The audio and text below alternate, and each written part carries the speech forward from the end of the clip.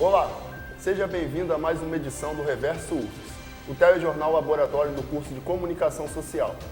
No programa de hoje, trazemos as principais notícias para você ficar ligado no que está acontecendo pela universidade. Você vai conferir.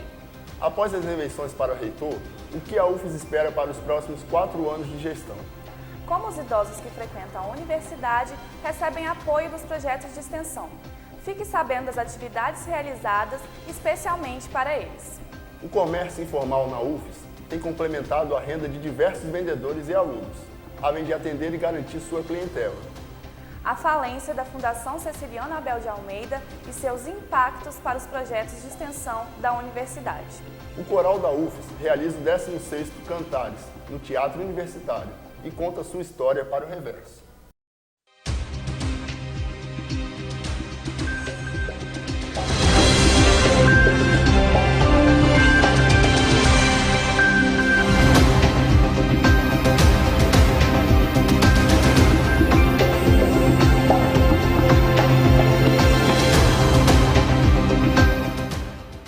Começamos o Reverso falando de um assunto que tomou a universidade nos últimos meses, as eleições para reitor. De 4 em 4 anos, todos os alunos, professores e servidores têm a chance de votar no reitor da universidade. Neste ano, após uma disputa acirrada que chegou ao segundo turno, o reitor Reinaldo Centro Ducati foi reeleito. Nossa repórter Juliana Benício foi conferir as expectativas da comunidade acadêmica para os próximos 4 anos de gestão na reitoria. O segundo turno foi realizado no dia 6 de outubro. Com 51% dos votos, a chapa eleita foi a chapa 3, formada pelos professores Reinaldo Centro Ducati, candidato a reitor, e Thelma Ciel, candidata a vice-reitora, que comandarão a UFES entre 2016 e 2020. Uma das tarefas principais dessa próxima gestão é conseguir fazer um posicionamento da universidade e defender as demandas da comunidade acadêmica perante esses cortes colocados, né? Então, a reitoria, essa próxima gestão precisa se posicionar de um lado, e o lado precisa ser da comunidade universitária, precisa ser atender as demandas dos estudantes, dos técnicos administrativos e dos professores de fato, e não se render ao que tem sido imposto pelo governo federal nesse momento. Que a gente construa uma universidade que seja amplamente democrática, que o orçamento seja participativo, que os conselhos assim sejam paritários, que a proposta da Estatuinte ela seja encabeçada e que dialogue mesmo assim com as nossas demandas históricas e atuais também, né? O que não dá para deixar de fora é, principalmente agora, um debate sobre assistência estudantil real na universidade e ações e políticas voltadas também para o interior. São Mateus, Alegre e, é claro, outros campos aqui da universidade, como Goiabeiras e Maruípe. A gente tem visto que tem entrado muitos cotistas da universidade e eles precisam se manter. Precisa de uma política de permanência para esses cotistas da universidade. Portanto, é importante a gente pensar e a gente pautar essa luta. Tem questões de infraestrutura que a universidade está enfrentando e que nós temos que dar conta de resolver, como por exemplo é o caso do restaurante universitário de Alegre, que hoje é uma demanda muito forte dos estudantes de lá, por exemplo, que a gente resolveu parcialmente com a questão da disponibilidade de marmitas, só que ainda o que nós queremos mesmo é o restaurante funcionando de uma forma mais ampla. Segundo o coordenador do Sintufes, o sindicato não apoiou nenhum candidato a reitor, mas espera melhorias para as condições dos técnico-administrativos. A gente espera que o próximo reitor ele realmente tenha uma visão e atenda às pautas de reivindicação do sindicato. Que o sindicato ele visa isso aí, é o bem-estar do servidor, essa coisa toda. Então, se o reitor tiver uma boa entrada e uma boa comunicação para com os técnicos administrativos, ele vai estar agradando como um todo, né? Tanto a comunidade dos técnicos como a própria instituição Sintufes, né? Para o presidente da ADUFES, é importante uma gestão fora do gabinete. O que nós esperamos da atual gestão é uma mudança de gestão, uma mudança de estratégias de gestão, no sentido de que a administração central se aproxime mais da comunidade, não fique só nos conselhos e na gestão com representação de centro, departamento e pró-reitorias. Conversamos com o reitor e ele nos responde as principais questões levantadas pelos estudantes, pela Sintufes e pela Dufes. Na realidade, eu não estou ausente da universidade.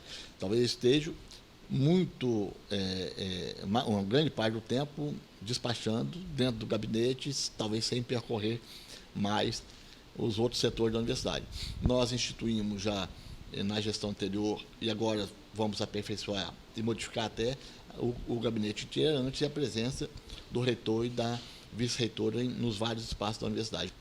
Quando nós assumimos, nós tínhamos um pouco mais de 1.000 estudantes que eram beneficiados pela assistência estudantil. Hoje nós somos mais de 4.500 estudantes. Então, a política nossa é a busca de oferecer essa oportunidade para todos aqueles estudantes que necessitam do auxílio, dos benefícios da assistência estudantil para a sua permanência e a conclusão dos seus cursos. Então, antes nós tínhamos uma política própria da nossa universidade de inclusão social com um determinado tipo de reserva de vagas. Agora, nós adotamos a reserva de vagas que é determinada por uma legislação. Defendemos a utilização do ensino superior como uma forma de mobilidade social. Isso significa a possibilidade de inclusão. Já tivemos como definição que nos recursos do orçamento da universidade que serão colocados em investimentos prediais, esses recursos serão destinados prioritariamente para as chamadas obras inacabadas, a não ser que você tenha recursos carimbados específicos para determinado tipo de investimento em determinadas obras novas, e sim elas poderão começar. Para este ano, além da chapa 3, se candidataram outras duas chapas. A chapa 1, representada por Glaucia Abreu e Sávio Queiroz, e a chapa 2, por Marcel Olivieri e Aloísio Falquito. Os votos são secretos e, neste ano, foram usadas urnas convencionais e cédulas de papel. O resultado é calculado obedecendo a ponderação de 1/3 para cada categoria: estudantes, professores e técnico-administrativos. No segundo turno, mais de 7.000 alunos, 1.200 professores e 1.500 técnicos participaram da votação. Agora cabe a todos nós acompanharmos o segundo mandato do reitor e confirmar se as promessas serão cumpridas. A entrevista com o reitor está disponível na íntegra pelo canal do Reverso no YouTube. A universidade não tem sido movimentada só com discussões e decisões políticas. O trabalho realizado pelos projetos de extensão oferece diversas atividades à comunidade. Quando se trata dos idosos na UFES, alguns projetos de extensão se destacam na assistência e socialização dessas pessoas dentro da universidade. O repórter Geraldo Júnior vai nos mostrar o que esses programas têm feito. Passinho para frente, passinho para trás, uma rodadinha e bate-palma. É de passo em passo e sem nenhuma pressa que aqui os movimentos da dança são usados para transformar. Este é o projeto de extensão Dança Sênior, que reúne 22 idosos 2 vezes por semana na UFES para ensaiarem as danças das apresentações culturais que o grupo realiza. O projeto existe há 14 anos e é coordenado pela professora Maria Inês Soneghetti. Para ela, é muito importante que a universidade ofereça essas políticas de assistência ao idoso, para interagir e integrar esse público externo. Segundo a professora, eles passam a ser beneficiados e a ter outra visão desse espaço. Os benefícios que a dança sênior traz são benefícios tanto internos, fisiológicos, psicológicos, como externos, aquele de se comunicar um com o outro, do afetivo, das relações que acaba ampliando, e que é muito bom para eles, traz alegria, traz prazer de viver. Então eu tenho para mim que isso dá um brilho da universidade lá para fora e faz com que as pessoas que vêm de lá de fora tenham outra visão da universidade. E não é somente na dança que a UFES tem projetos para assessorar as pessoas mais velhas. Assim, foi criado há 19 anos o NEAP, Núcleo de Estudos sobre o Envelhecimento e Assessoramento da Pessoa Idosa. O núcleo é ligado ao Departamento de Serviço Social e tem o objetivo de coordenar as atividades de ensino, pesquisa e extensão com idosos dentro da universidade. Um desses projetos é a UNAT, Universidade Aberta à Terceira Idade, que é coordenada pela professora Senira Andrade de Oliveira. Ela explicou que o programa existe há 19 anos e é estruturado em 4 módulos. Hoje nós estamos ofertando 4 módulos, Um módulo vai tratar saúde e qualidade de vida. Um outro módulo ele é ofertado em forma de oficina, que é uma oficina de memória. Temos um outro módulo que é ofertado em forma de oficina, que é a dança sênior, que é ministrado hoje por uma professora de educação física. Temos também uma oficina que trata que é atualização de conhecimentos, onde todos os temas que hoje estão no debate, independente da faixa etária, para jovens, para adultos, ou que estão na mídia, são tratados. O aposentado e ex-alfaiate Simval da Costa, de 80 anos, participa tanto da UNAT como da dança sênior. Para ele, os projetos auxiliam no desenvolvimento físico e mental do idoso. Você desenvolve muito o seu físico, né? Desenvolve muito a sua mente, que eu estou falando aquilo que acontece comigo, né? E eu era muito tímido. Hoje eu já consigo falar, às vezes dançar, apresentar alguma coisa, né? E eu melhorei muito. Eu acho que a dança assim, mesmo assim, a pessoa sente assim, prazer de viver. O idoso tem prazer de viver. A professora Maria das Graças Gomes, que é coordenadora do NEAP, contou que o núcleo tem projetos de extensão e pesquisa sobre idosos.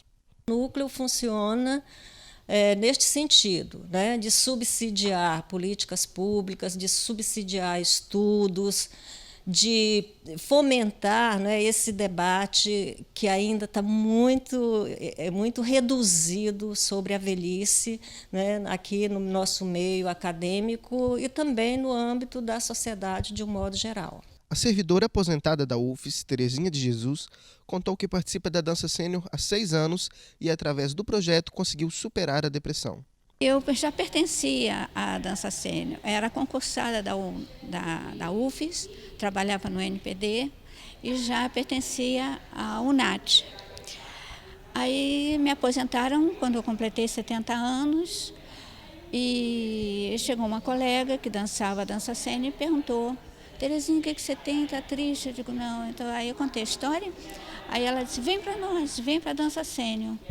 Eu estou na dança sênior há 6 anos, que é o tempo que eu tenho de aposentada.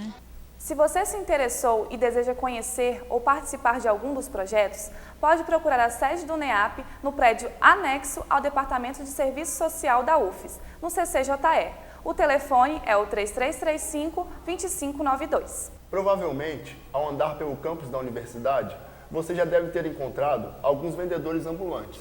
Pois é, são livros, roupas e produtos alimentícios que estão entre as principais mercadorias vendidas no campus.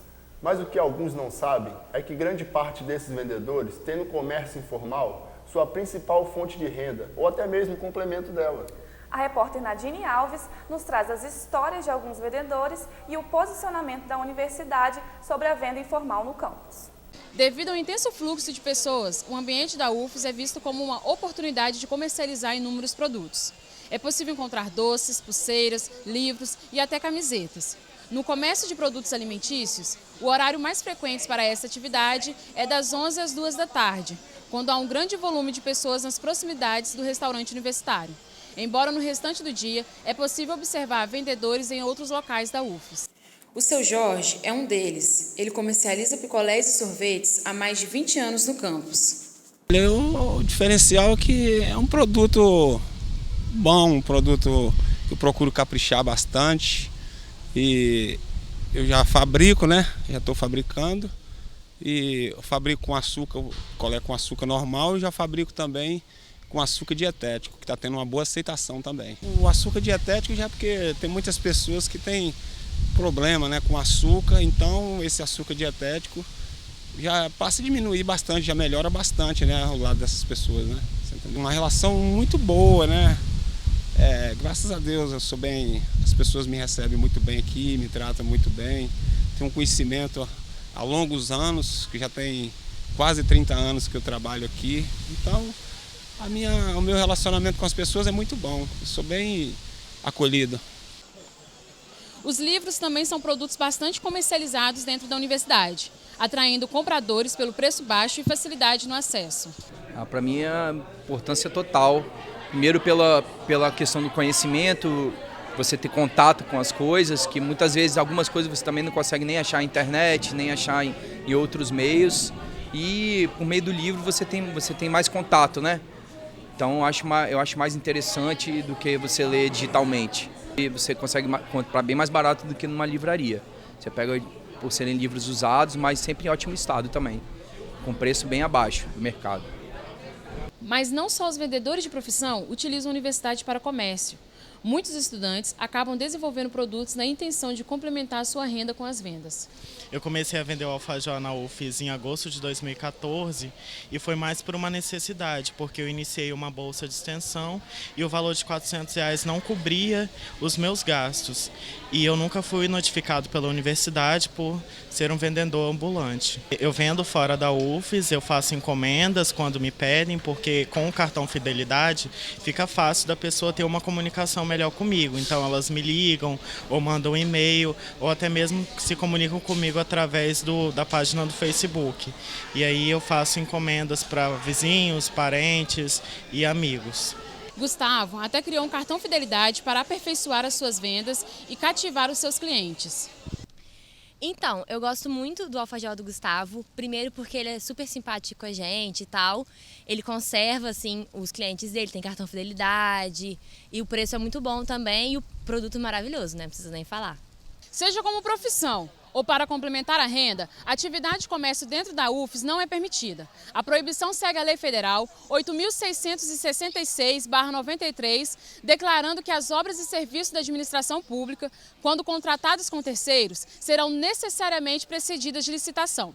A permissão de locais dentro da universidade é analisada através da demanda da comunidade acadêmica e precisam passar por processos de licitação, como é no caso das cantinas e copiadoras.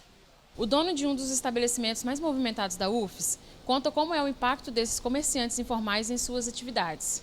Nos atrapalha para começar com o preço, porque nós pagamos um aluguel altíssimo e eles não pagam. Nós temos 12 funcionários e eles não têm. Então eu tenho condições de vender e fazer uma concorrência muito grande com a gente. O chefe de segurança da UFES nos explica mais sobre a posição da universidade frente a esta questão tão presente e antiga no campus. É um problema para a universidade. Há muita gente tem tentado coibir essa situação, mas a gente está analisando caso a caso. Por exemplo, nós começamos já pelos lavadores de veículos. Todos estão regularizados, já foi aberto o processo para regularização da atividade de cada um.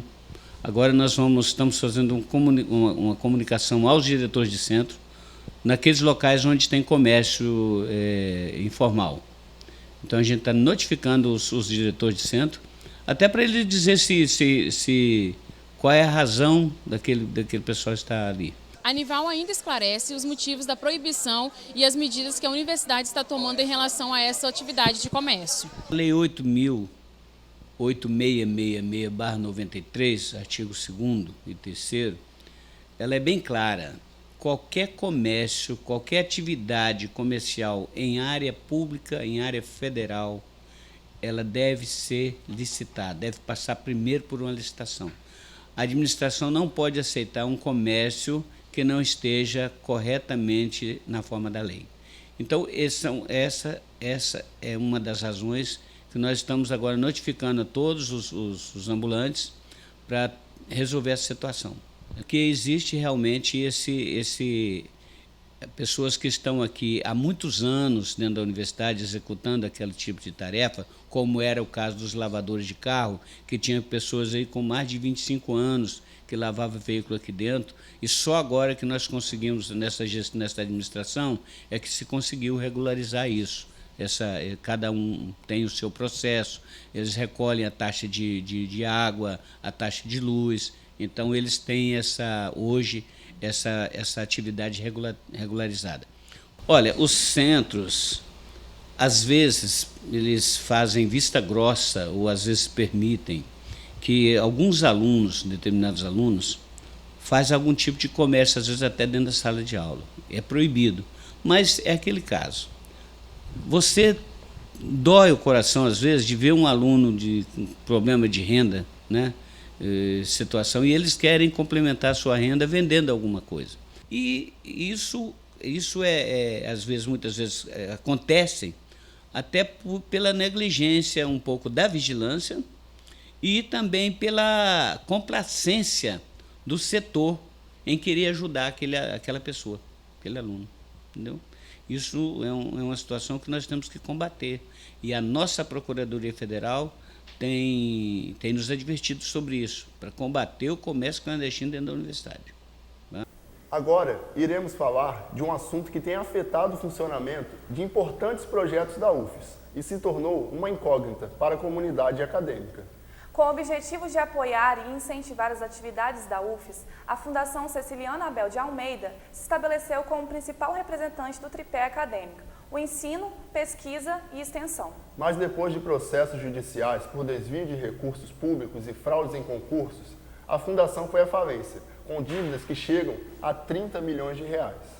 Projetos de extensão como a Rádio Universitária, Centro de Línguas e o pré-vestibular Universidade para Todos sofreram algum impacto com a falência da Fundação.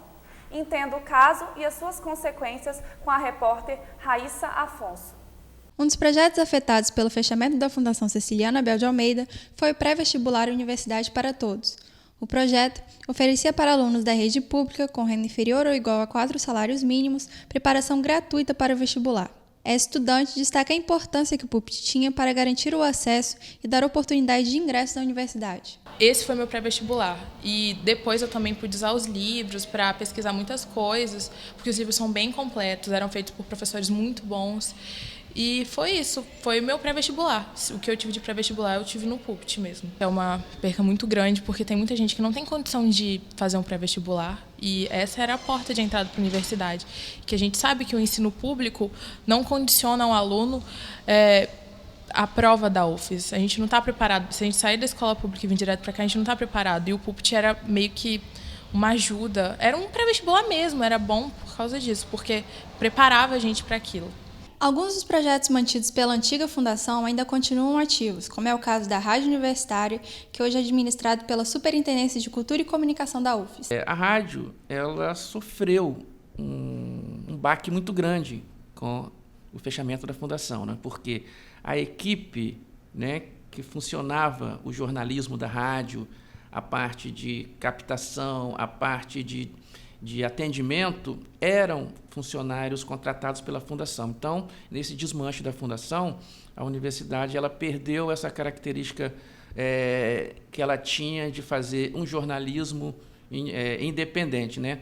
Hoje nós temos a participação assim, de estudantes de comunicação e professores e técnicos atuando dentro da rádio, mas assim, teve um efeito bem negativo nessa questão de que os funcionários da rádio eram funcionários da Fundação Ceciliano. Hoje a universidade já banca toda a despesa, porque no prédio da Fundação só funciona a rádio hoje, porque o prédio da Fundação é da universidade, né?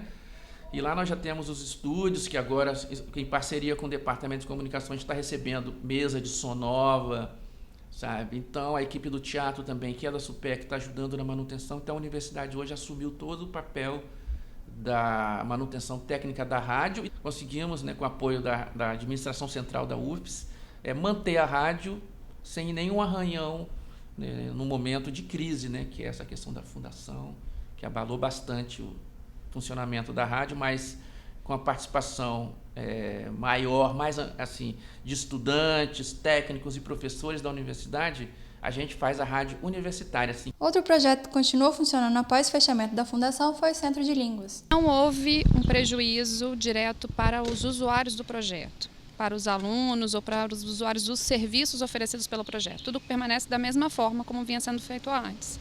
O único prejuízo foi para os funcionários do projeto, que antes eram funcionários da Fundação Ceciliano Abel de Almeida e tiveram seus contratos encerrados sem o recebimento das rescisões do contrato de trabalho.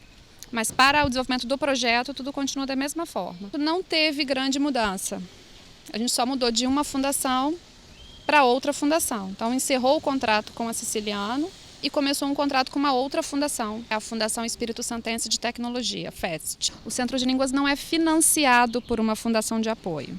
do Centro de Línguas é um projeto autossustentável. Então, ele funciona com a arrecadação do valor das semestralidades e das taxas pelos serviços que são prestados aqui. De acordo com a administração da UFES, os projetos que ainda se mantêm foram redirecionados e estão sendo absorvidos pela própria universidade, que ficará responsável por todos os gastos de agora em diante. No caso da editora Edufes, o problema ainda não foi resolvido.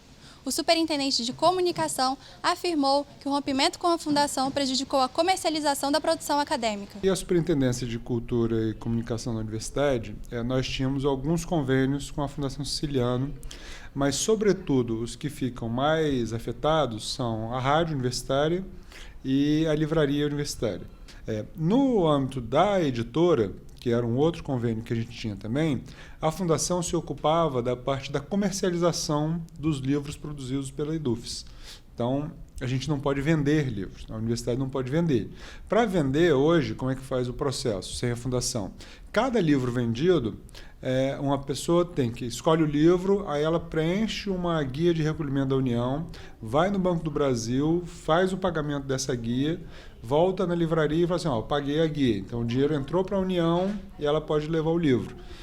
A gente não pode emitir nota fiscal, a gente não pode usar cartão de crédito, então isso nos atrapalha quando a gente vai para feiras, para eventos, até para mandar para livrarias comerciais a nossa produção. Mas isso a gente está solucionando agora num acordo fazendo com a FEST, que é a fundação que agora a gente está nos atendendo, que também atende outros projetos da SUPEC. O processo contra a fundação ainda corre na Justiça e está sendo julgado no Tribunal Regional do Trabalho. Entre os pedidos da ação está o pagamento dos funcionários demitidos. Uma importante vertente da cultura dentro da universidade, o Coral da UFES, mostra seu talento e sua história em nome da paixão pela música. É isso aí, Tamara. E a nossa equipe aproveitou o Encontro Nacional de Corais, que ocorreu no Teatro Universitário, para nos contar um pouco mais da trajetória e da importância do Coral da UFES. Veja a seguir com a repórter Laís Rocio. O 16º Encontro Nacional de Corais do Espírito Santo celebrou a música de coral no ritmo do rock and roll. O Cantares em Rock aconteceu do dia 8 ao 10 de outubro, aqui no Teatro Universitário, e reuniu 14 corais do estado, inclusive o Coral da UFES, que é anfitrião do evento. Nós fomos conferir os preparativos e a importância deste grande evento para a produção cultural da universidade e para o Coral da UFES. Muitas pessoas não conhecem, né, o canto coral, acham que coral é uma coisa enjoada, mas no nosso evento não, mostra muito além do que isso, né? Mostra uma diversidade muito grande, cultural.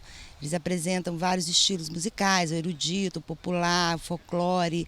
Então, as pessoas mostrar mesmo o que é um coral, né? O canto coral, o que representa para a cultura. No ano que vem, o coral da UFES completa 40 anos, né? Então, a gente vai querer, o próximo Cantares vai ser em homenagem ao coral. Criei o Cantares nos anos 2000, sentindo muito essa necessidade de ter um encontro aqui em Vitória, nacional, com corais vindos de outros estados, entendeu? Para ter esse congraçamento, não é um concurso, não é competitivo, é um encontro de troca de experiências, enfim, de conhecer outros grupos, e a gente aprende muito com isso, né? Eu tive esse sonho, sempre tive esse desejo. Com pés descalços e sem uma vestimenta formal, o Coral da UFES foi aplaudido de pé e ganhou seu primeiro prêmio há 35 anos atrás, em um concurso nacional de corais. A partir de então, ganhou notoriedade dentro da universidade e conquistou diversas premiações pelo país afora.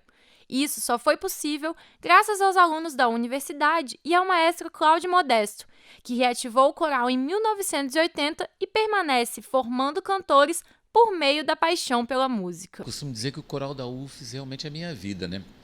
O Coral da UFES me projetou, assim, né? Graças a Deus, pelo Brasil afora, porque a gente faz um trabalho bacana, a gente faz um trabalho sério. A gente trabalha com cantores amadores, né? No caso, não são cantores profissionais, que são alunos de canto, nem nada. Então, a gente precisa saber cantar e saber como passar, como ensinar para essas pessoas cantarem bem. Mas o Coral da UFES realmente é a manifestação cultural que representa a universidade de fato, né? Então, é muito importante. Daqui saíram muitas pessoas que passaram por aqui, pelo coral da universidade, que hoje são professores, por exemplo, na Faculdade de Música. Em nome da arte e da música, o coral da UFES integra cerca de 45 estudantes de diversos cursos da universidade, recebendo novos participantes a cada ano. Os interessados em participar do grupo não passam por uma seleção rigorosa, apenas por um teste que define o tipo de voz para o canto no coral. Ao vivenciar a prática do canto, os integrantes passam por um intenso trabalho de voz, aperfeiçoando e adquirindo novas técnicas a cada ensaio. Gabriel é coralista e valoriza o coral da UFES por oportunizar o contato com a música não só aos estudantes da área, mas a todos os interessados em participar. Tem muitas pessoas no coral da UFES que fazem outros cursos que não são música, como eu que faço artes visuais, tem gente de medicina, de direito, de jornalismo, de desenho industrial. O coral, eu acho que ele dá essa oportunidade para a pessoa ter essa familiaridade com a música, sabe? Essa bifurcação na vida delas. Eu me interessei e no começo desse ano, algumas pessoas que eu conheci do coral da UFES me incentivaram e me chamaram para entrar no coral. Eu entrei e foi uma experiência maravilhosa. Se você ficou com vontade de integrar o coral da UFES, fique ligado nas audições no início do próximo ano letivo.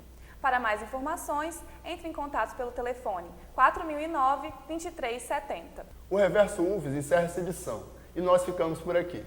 Obrigado por nos assistir, aproveite as nossas notícias e até a próxima!